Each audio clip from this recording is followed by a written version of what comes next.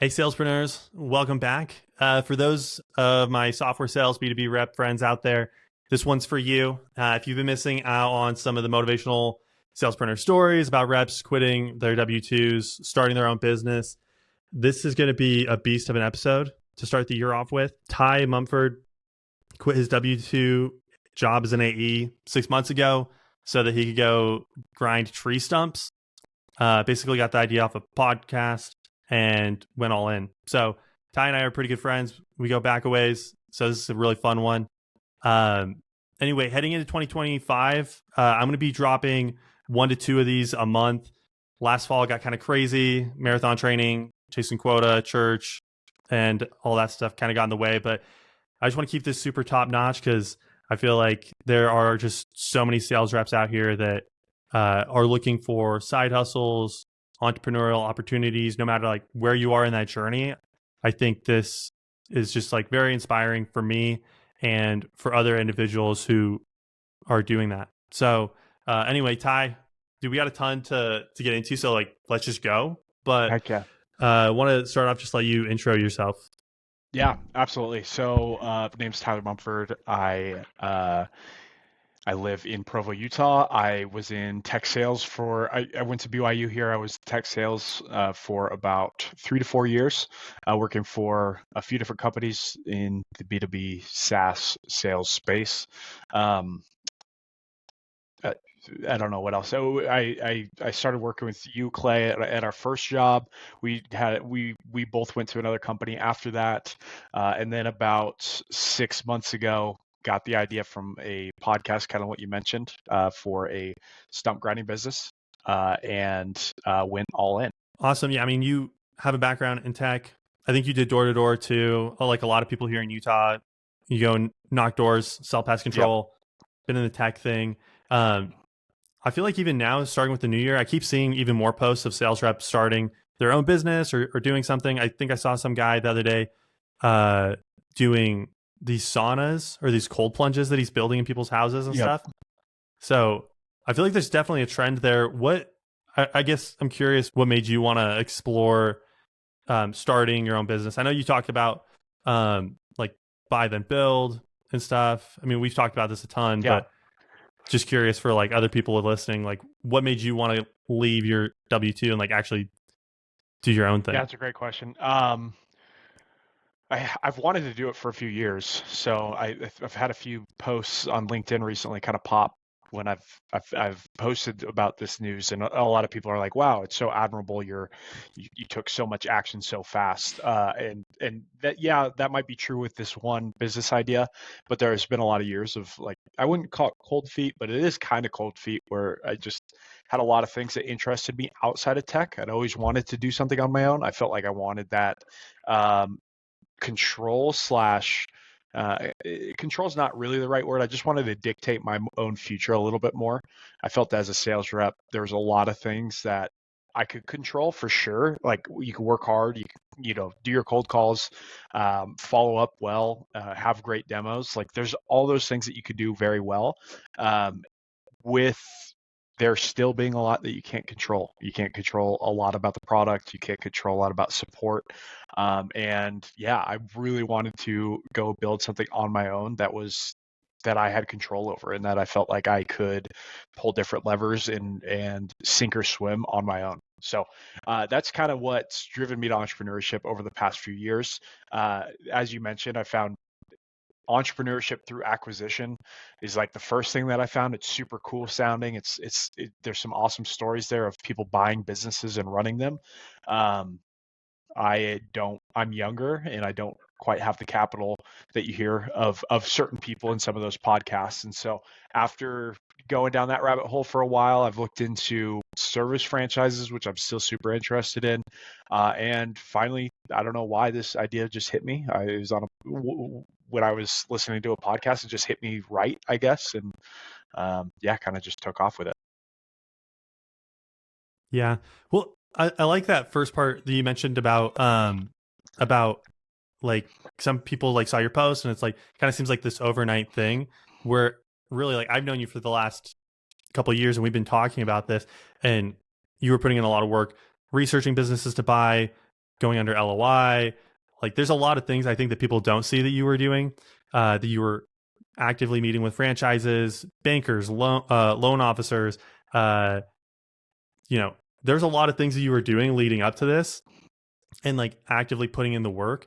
It wasn't like you were just casually checking out Biz Buy Sell Yeah, or anything like that. And so, but I also feel like for someone that's listening, it just kind of shows like everyone's in a different part on their journey as far as getting into entrepreneurship. And then also like what you're doing is like a very entry level. You didn't have to go get a $500,000 loan or $5 million loan for totally. this. Um, Yeah. right. I mean, because it's grinding Yeah, stumps. 100%. Yeah, it felt approachable to me, but with what you're saying is exactly right. I'd done a lot over the past 2, 3 years to feel not only prepared for like the moment that something actually clicked, but also I used a lot of the contacts that I built from the last 2, 3 years. I used, a loan broker that got me a loan on the stump grinder that I use. I used a few different people for a few different things just to get up and running with this current business. But yeah, you're exactly right. It was a business that felt approachable to me, didn't feel too crazy, and it felt like I could run. And so I kind of just took the shot, and it worked out. It's worked out pretty well. There's still a lot to be seen, but Yeah. Well, I know that like initially you got started, like got this idea from Chris Cohn. Is it corner, yeah, Corner or Coner? Oh, cool. Um, well, I guess like for those listening, you want to just kind of talk through. I know you posted about it, but kind of like how you got started and stuff, because I feel like it's a really cool story about how you basically started with nothing and built it into something kind of yeah, cool. absolutely. So I posted about this a little bit on LinkedIn and on X, but I heard the idea the very first day I heard it was July 10th of this last year, 2024. It was a stump grinding business. Chris Corner has a podcast that he talks about different business ideas in a very approachable way, I feel like, and I really like that podcast. But he was talking about a stump grinding business that you could start where you're selling to tree companies and you're telling them like, hey, you don't want to do your stumps. I have a stump grinder, let's partner, kind of. And something about that clicked. I think part of it was like it was a really watered down B2B sale is kind of what I was going to be doing. And then I had been on a tree company in high school, so I kind of knew what stump grinding was. I had never run a machine like I've run now, but I kind of knew what the idea was behind the job. And so anyways, from that, I kind of took his blueprint and just went to work. So the very first thing to do was that he did, or that he said, that made it so approachable, was you can actually try this idea in a different state and see if there's some demand for it. And so he mentioned to pick a different city in a different state that has a similar climate and similar population to where you live. So pick Boise, Idaho. I scraped a list of tree companies in Boise, Idaho, and I shot a text out to every single tree company in Boise of about 300 tree companies. I think it was maybe 200, saying like, hey, I'm a stump grinder. Any need for a stump grinding sub is basically what the text was. Uh, I don't. You can call me dishonest. That's fine if you want to call me that. I was not in Boise. I was No, I Yeah, I like was it. never going to service the Boise clients. This is how you Yeah, for start. sure. I didn't have any sort of stump grinding business, but that's what I did, and I got tons of hits very fast, like a lot, which was very interesting. And so that was probably 2 days after I heard the podcast. And so from there, I was like, well, if it works in Boise, this is going to work in Utah. And so about 2 weeks, by August 3rd was the day that I did my first full day of jobs. I think I had two different jobs on the same Saturday, August 3rd. Um, I hope it's August 3rd. I'm pretty sure that's what I had in my notes, at least. Regardless, from that time that I heard the podcast and tried that in Boise, I had spun up an LLC, got a name, business card, like all the basics, and then found a stump grinder rental, bought a truck, found a trailer I could rent, did it all, and then I had a few jobs lined up for August 3rd, and then from there I've just kind of been growing since. So yeah, we can dive more into that, but August was about 9 grand of revenue, and then we've had some bigger months after that, and we missed the whole peak season of summer here in Utah. So we're excited to actually try it again, spring, summer, this next year. Yeah, in that first month, you were doing that like on the side while you were Yeah, working, kind yeah, of. yeah, exactly. I had a day job. I was at a SaaS company. I was doing jobs. Uh, yeah, it's summer, so in Utah, I don't know, it gets dark at like 8 or 9. And so I was doing jobs in the morning, like I would do jobs at like 6 a.m., 7 a.m. No idea if that's allowed for like the sound ordinances in different cities, but I did it. Then I would do jobs, right? I would bring my trailer oftentimes to work, park in a different parking lot so no one saw my trailer in Stump Grinder. And then I would do jobs after work from like 4:30 to dark, some days. And some days I do both before and after work, for the month. So yeah, that was a busy month. And then all Saturday, of course. So yeah, that was a wild ride, but it was worth it. Yeah, and even uh, I mean, in your first month, that's crazy. I feel like that's to make 9 grand. Just and maybe it sounds like a lot, but it's also a lot of work, and you still had to take uh get a truck, all this different equipment. Hopefully, it works out. One of the, I guess, you did some things though that were interesting to kind of like take the risk off the plate. Yeah. Was didn't you rented it, or what did you do that first Yeah, time? absolutely. So the first thing that I feel like mitigated risk was that Boise, Idaho test. That was the first thing. I was like, there has to be some business here if I'm getting this many hits up there. So that was the first thing. The second thing was, was exactly what you're saying. I went to a few dealerships that of a few like prominent stump grinding brands or stump grinder brands, and built relationships with them. One of the brands that I wanted to have their stump grinder, after doing some research, they have something where you can rent it for a month. So the month rental is about $4,500. But if you bought it by the end of the month, then you could roll that $4,500 into the payment price. And so that was kind of awesome, because I was like, all right, max I'm going to lose is $4,500 if I do no jobs. I know I'm not going to do zero jobs, so I'm not going to lose all of that. But I was willing to lose that amount of Mm-hmm. money. And then that machine, I just rolled. I rolled that 4,500 into the price of the stump grinder, and bought it from there. So and then the trailer was a rental as well. So, So the only thing I'd actually bought in that time was my truck. I had wanted a truck anyways, so it was a good excuse to get one. So how much was the machine and trailer? yeah, the ones that I ended up buying. Yeah, so Yeah, the trailer was 11 grand. It's a dump trailer, so I can clean up wood chips and dump them at the dump or other places that I found. And then the stump grinder was about 55K. So outside of the house that me and my wife live in, that was by far the biggest purchase I had ever made. So it was I bought it on a loan. Did not have just like 55K liquid just it's to just a to bury into it. But it's just a big heavy machine yeah, that drills holes in the earth, yeah. essentially. So it looks like a tractor, 55 horsepower. The thing's a beast. It's awesome. But yeah, it was a big purchase, and I hadn't even ever used one. So there was a lot of things about that were, yeah, I mitigated some risk, and then some things were just risky. So, and there's no other way to say it. But So why is this? So why do tree companies need this service? Like, why wouldn't they just go rent a stump grinder on the side great question. Yeah, a lot of guys. and do it on their own? That's a great question. A lot of guys do. So there's levels to tree companies. There's your biggest ones in the state. There's a few big companies that kind of rule the tree service here in Utah County and Salt Lake County. And then there's your middle guys and your small guys. Uh, the big companies a lot of times will have their own machine, and they have no interest for my services. That has changed a little bit. I've found some ways in to like work with them sometimes, but most of the time they don't need it unless their machine goes down or something like that. The middle guys or the lowest guys, when you're building your own tree company, the very first thing that you're going to do with capital is you're going to buy a big like dump truck. We've all seen the big dump trucks that fill the back with chips, big landscaping dump trucks, and then you're going to buy a chipper. a chipper that chips trees up, the trees that you prune or you remove. Mm-hmm. Those are the two first things that you're going to buy almost always, and those things are expensive.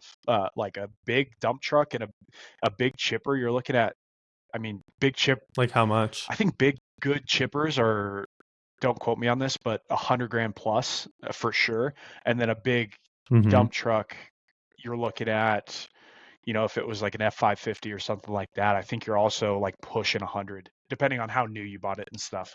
Um, but yeah, there's a lot of capital involved in getting those first two big purchases. So leftover capital, like people don't want to buy a stump grinder. So they have two options. They can go rent their own, which a lot of guys do that until they find a reliable guy or have a good partnership with someone, or you can use subs like me that do it. I didn't create this industry. There's stump grinding guys all over. There's a few in Utah, Mm-hmm. um, but those are the two options. So it's approaching them and saying, "Hey, this is what I do. This is the price that I do it for. You can take some of the cut off the top. You can price it higher, and I'll just come in at this certain price, and you take a cut, and you're not going to have to do anything." Because that's the other thing with the rentals is they still have to have a crew go do it. They have to pay that crew to go do it, so it's very expensive. It's not just the rental price of the machine. There's a lot that goes into that, and so you solve a lot of problems all at the same time for that small to medium sized tree company that's trying to scale but don't quite have all the capital to do so. Interesting. So you're essentially like an SMB, like you're working with really small tree companies that are at the stage where they can afford uh their own stump grinder. But so and maybe you don't know this because this is like a broad question, but of the market here in Utah, like how much of it is small tree companies versus the big tree companies? Yeah, it's a good Like, question. is there like, Yeah, there's more small and medium tree companies for sure than the big ones that I know of. Like each county, I feel like has two or three big guys, and then there's a lot of small guys in each county. I don't know specifics there. I do know most of them by name at this point, and have relationships with quite a few. So if you are listening to this and want to compete with me in Utah, I will make your life miserable. But if you're in a different state and want any advice, I'm happy to do so. But no, yeah, it's very. It does feel like an SMB sale. I'm selling to SMBs, and it's not recurring revenue, right? I don't bill them every month for something, mm-hmm, but there is a lot of reoccurring jobs that happen. I work for about 20 to 30 tree companies, I would say, very consistently, and they keep my schedule filled by texting me about stumps that they have. So it's a really good niche there for yeah, that. yeah. And so, okay, month one, you go sell 9, almost 10K. Um, it's still kind of like new, but you decide to quit your job.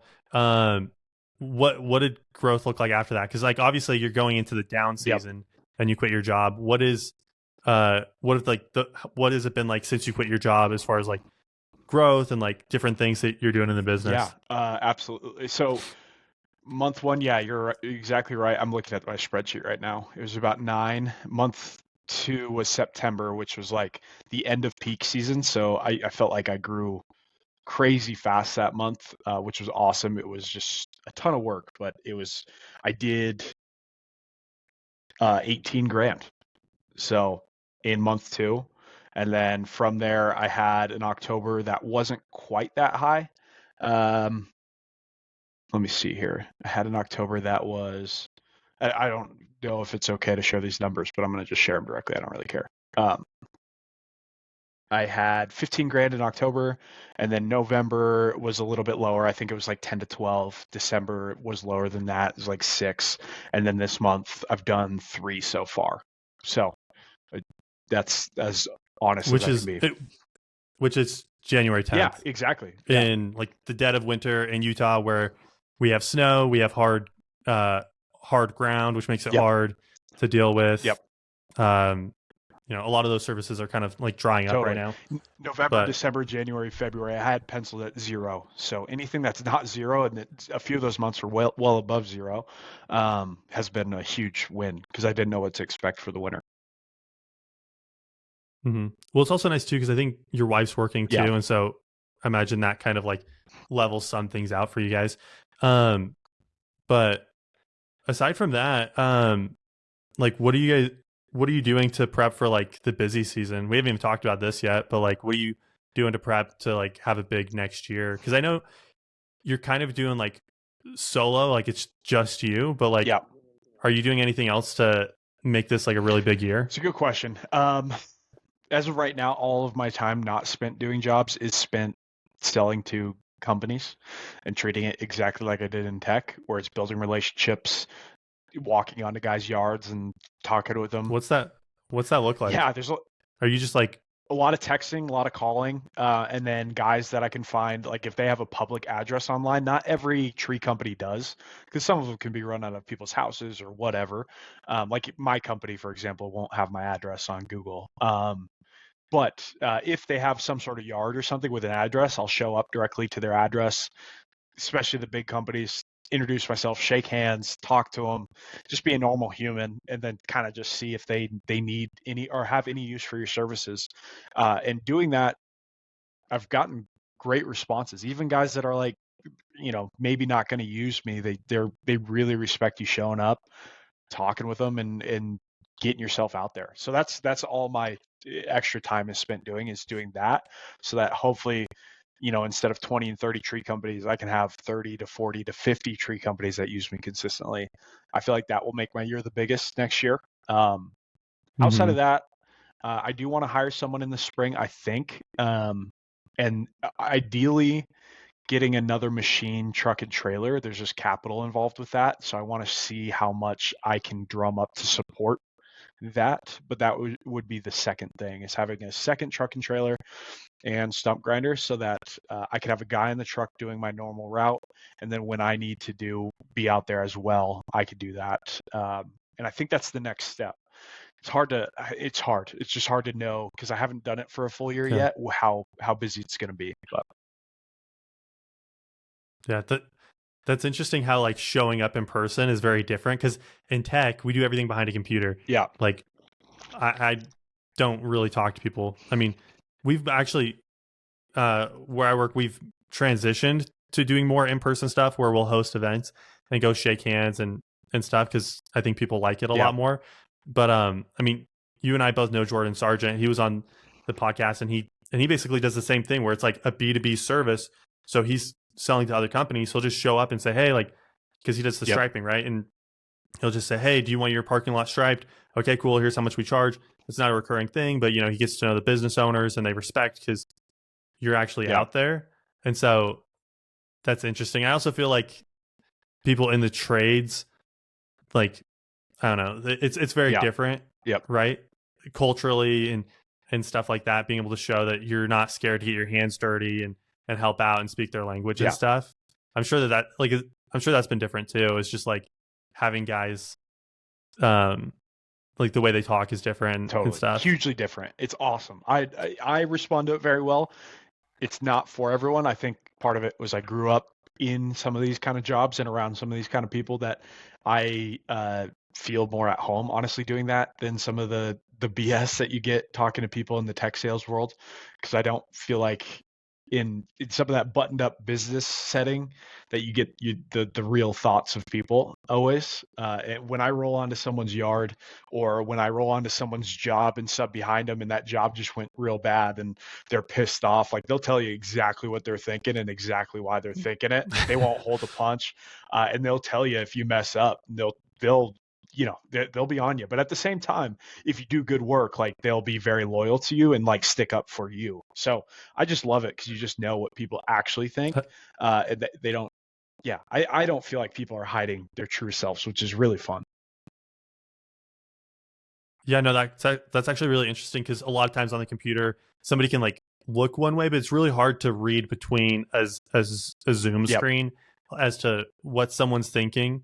Um, I mean, also, I mean, in sales, a lot of times we're just doing new business development. So, 6 months to 12 months later, we don't really care if that person knows who we are. Whereas you, as a business owner, every day when you're doing the work, it really matters because if you messed up, like you got to make it right with that person so that they want to keep doing business Yep. with you. Absolutely. Uh, And by the so way, I mean, in that part's I've messed up a lot of times. Like, we should talk about that. Like, I think it's okay. I was gonna ask you about that. Like, are there any big oh, like mistakes that you've made that uh, on jobs like hitting sprinkler heads or anything like that? Unbelievable. Yes, 100%.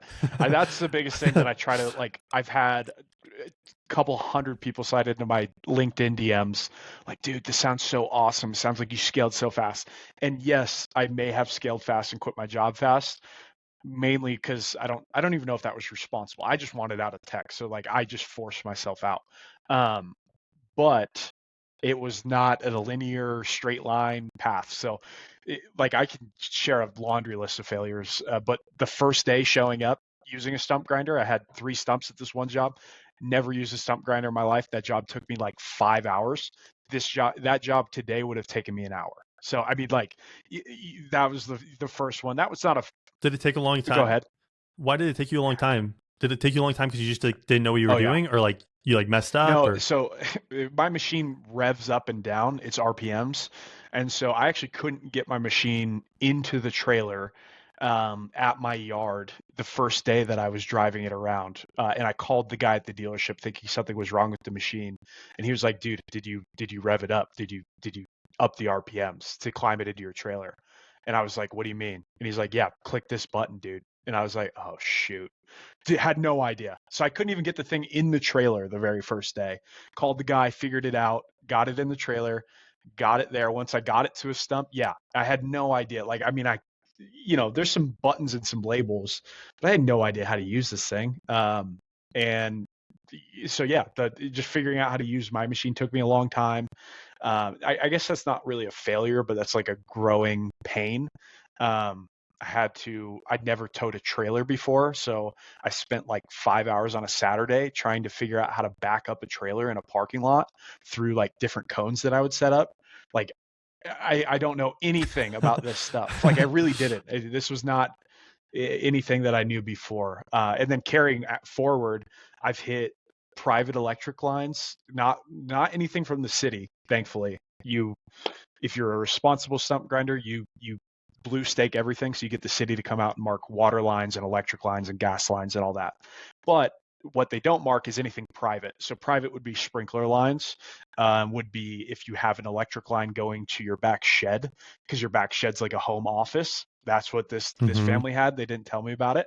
Went straight through an electric line, just like sparks everywhere. I thought I was going to die. And the dad was working Are you responsible? in that back shed. Are you Uh, do you get in trouble for private? Like, is that like a liability for you, or is that mostly like, hey, you guys didn't tell me?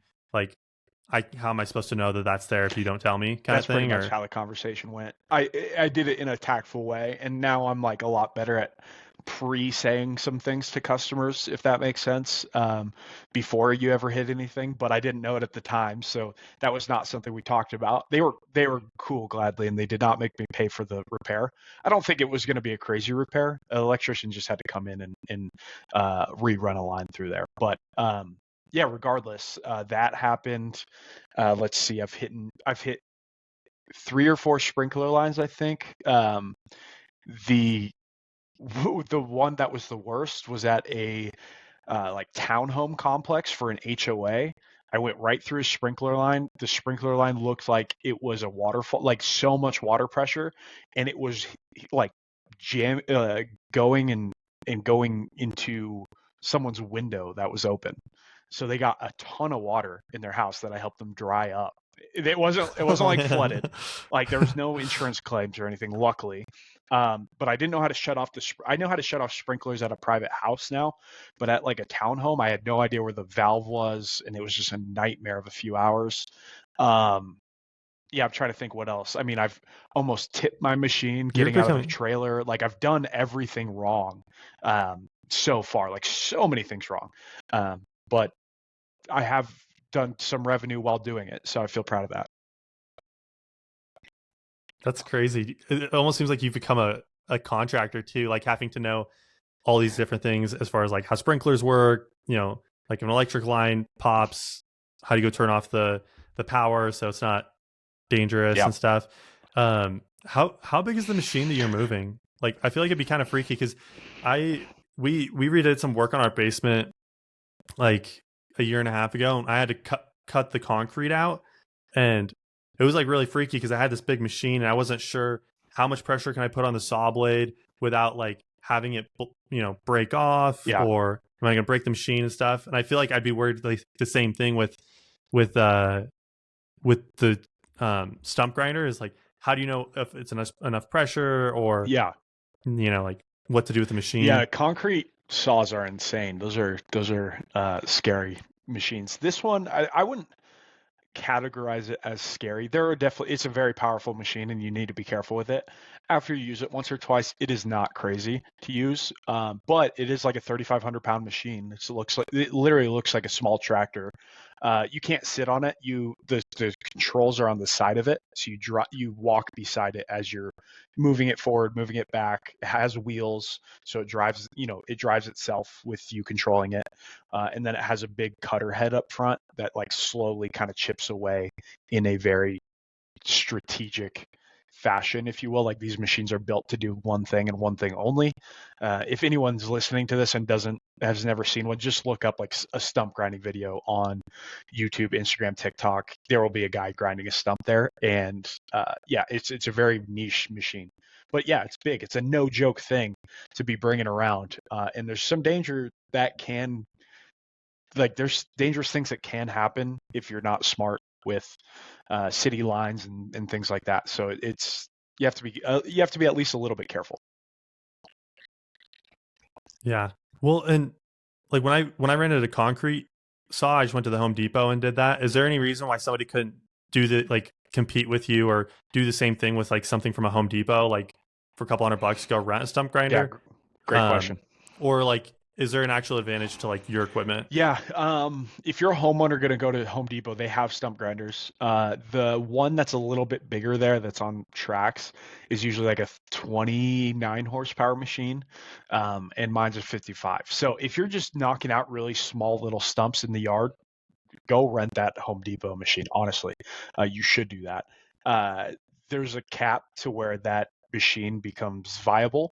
If you're rocking a stump that's 30 inches or more in diameter, you're going to be there all day. So there becomes a time where it doesn't really make sense to, um, yeah, use those smaller machines just time wise.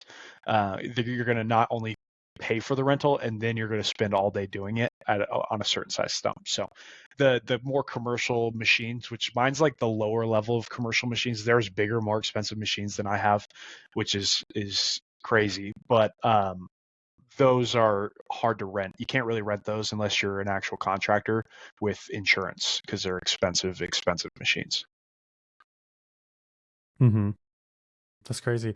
Yeah, my father-in-law, he's got like 9 or 10 stumps at his place in Arizona, and he tried to do it with something from Home Depot, and he spent like half the day Yeah, on it, and then he got super upset, and now he's gonna go rent like a skid steer or something to get the rest of them yeah. out because he said it was just like way too much I've work. responded to like or I've gone out on so many jobs where the stump's either like half gone or a quarter gone. They tried to do something from Home Depot, or there's like some tricks that you'll see on like TikTok, and like you can burn a stump and then it like you know crumbles or whatever after you burn it. So I've been to like done jobs that the stump's like burnt and nothing happened to it.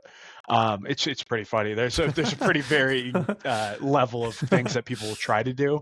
Does that work? If it's Does the burning thing if it's work? super old and super dry, then you can kind of burn it from the inside. There's a specific way to do it. It's called like it has a specific name that I forgot, but yeah, it can work if it's like in fresher stump that's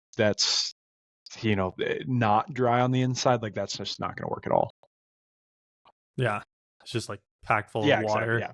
Yeah. Um, yeah, that makes sense. Um, yeah, well, dude, this is awesome. I'm kind of stoked about uh where you have this going, and I feel like it's really helpful for reps just to see like how much work has gone into it, and like also the things that go wrong along with it. Because again, it's super easy to look at a LinkedIn post, and I feel like LinkedIn and Twitter both favor the overnight type Totally. stuff. But like I feel like I've heard your story along the way where you know you didn't expect to have anything for the last 3 months, and then just having some big wins is huge, and being able to like have grit, stick it out, build the relationships is really big. Are there any other like big takeaways that you think are good for like anyone that is trying to start their own business, or maybe things you'd do different? Yeah, the only thing that I think I would talk about is, well, I have two thoughts, if you will, big picture thoughts more. So is that one, if you're chasing like a business because you think it's like going to be easier than your day job. I know this is cliche sounding, but like I keep hearing it from people that they just like want to start a service business because it's popular to start a service business right now. Like I Mm-hmm. hear it all the time, X, Twitter, LinkedIn, wherever, that it's like, oh yeah, I'm in finance, but I want to start my service business because that's like it's a ticket to getting rich quick, or it's a ticket to, like an easy life. That's not it. My drive was to have control over my future, which I do feel like I have some control over my future now, but my life is not easier than when I was in tech sales. It's just not. It's If you don't like manual labor, it's actually a million times harder, which I don't mind manual labor. So, it's not the worst thing in the world, Yeah. but it is not like this like instant, oh, it's just a good band-aid on not succeeding in my career to go start a service business because anyways, I think that's a crazy way to get there. But if you just want to do it because you want to grow something and you want to work really hard, I think it's a super viable option. So, anyways, that's the first thing. The other thing that I was thinking about is people are obsessed. I put I tweeted this morning that I had a guy that called me from LinkedIn, wanted to pick my brain on stump grinding. And he called me and asked me like 5 questions about stump grinding. He lives in a different state. And instantly, after the 5 questions, he was like, dude, this sounds so easy to scale. Like, you should just franchise this thing everywhere. And I was just like, oh, man. Yeah, I didn't know what to say. I was like, no, I'm not franchising. No, it's not super easy to scale. Like people are obsessed with this idea of scaling or like having $1 million business, but until you've made $1, you don't even know what owning $1 million business means. Like I'm so far away from a million Mm-hmm. dollar business, and that's okay. Like I want to get there. I don't know if it will be stump grinding. I hope it will, but I want to get there. But I'm not close. So don't start with the $1 million business in mind. Start by making $1 and then figure out where that dollar takes you. But those are my two like overarching thoughts. Yeah. I mean, I feel like both of them are just essentially that there's a lot more work than what you can hear in a 30-minute podcast of Yeah. what actually goes into doing or building a business. I feel like when I talk to other successful business people that have been in it for like 15 or 20 years, I feel like their mindset is very different than some younger people that I meet, where it's like the level of work ethic is just a lot different. Because I think I remember like the first conversation we had, like after you quit your job, like you'd had a 14-hour day. You were up at like 7 a.m. and you were working till like 7 or 8 p.m. And it's like you were still going, but you were like super fired up about what you were doing, which is Yeah, amazing. It's just a different style of work. Like it doesn't mean you're working any totally. less. Yeah, So and I don't want to be the guy that tells people to not start a business because I actually believe wholeheartedly if this is what you want to do, you should do it. It's just not a don't approach it as one, it's going to make my life easier, or two, like I'm just worried about scale before ever starting anything. Just start something and figure out where it takes you, work really hard doing it, and you'll be very fulfilled. Like that long day where we were on the phone, I was coming home, you're right, it was like a 12 13 hour day and I was amped up. I was so pumped because I made a good amount of money that day.